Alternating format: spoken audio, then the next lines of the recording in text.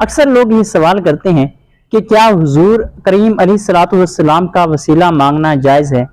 تو آج کے اس بیان میں آپ کو ثابت کر کے بتاؤں گا کہ حضور علیہ الصلوۃ والسلام کا وسیلہ مانگنا جائز ہے یا نہیں ہے۔ ترمذی شریف جلد نمبر 2 صفحہ نمبر 197 اور اسی طرح خصائص کبریٰ جلد نمبر 2 صفحہ نمبر 201 پر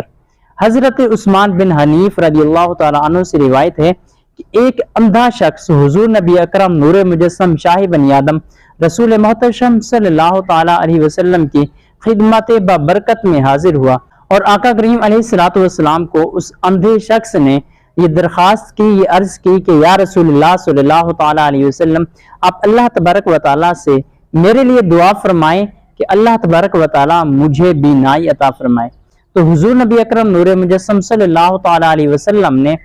اس نابینا شخص کو کہا کہ اگر تو چاہے تو میں تیرے لیے دعا کر دوں، اور اگر تو چاہے تو تیرے لیے یہی بہتر ہے کہ تو اسی حالت میں رہے۔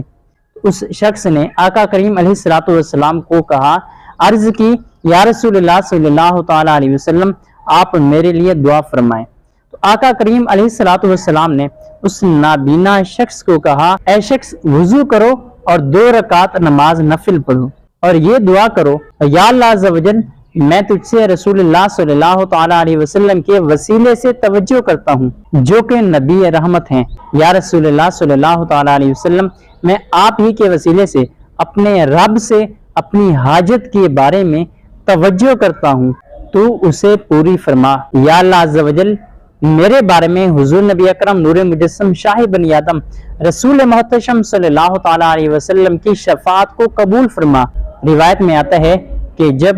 اس شخص نے باوضو ہو کر 2 رکعت نماز ادا کی اور پھر یہ دعا مانگی تو اللہ تبارک و تعالیٰ نے ان کو بینائی عطا فرما دی۔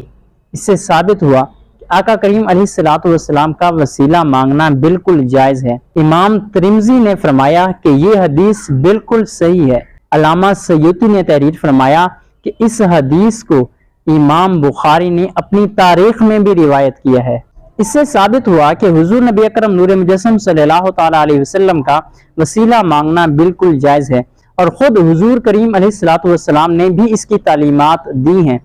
اگر رسول کریم صلی اللہ تعالیٰ علیہ وسلم کا وسیلہ مانگنا شرک ہوتا تو آقا کریم علیہ الصلوۃ والسلام اس کی تعلیمات کیوں دیتے؟ لہٰذا آپ جو بھی دعا مانگو حضور کریم علیہ الصلوۃ والسلام کے وسیلے سے دعا مانگو تو اللہ تبارک و تعالیٰ آقا کریم علیہ الصلوۃ والسلام کے وسیلے سے آپ کی دعاؤں کو قبول فرمائے گا۔ اگر یہ ویڈیو آپ کو پسند آئی ہو تو آپ اس ویڈیو کو لائک کر دیں، ہمارے چینل کو سبسکرائب کر دیں، اور دینی تعلیمات پھیلانے کی نیت سے، علم دین پھیلانے کی نیت سے اس ویڈیو کو آگے سے آگے شیئر کریں۔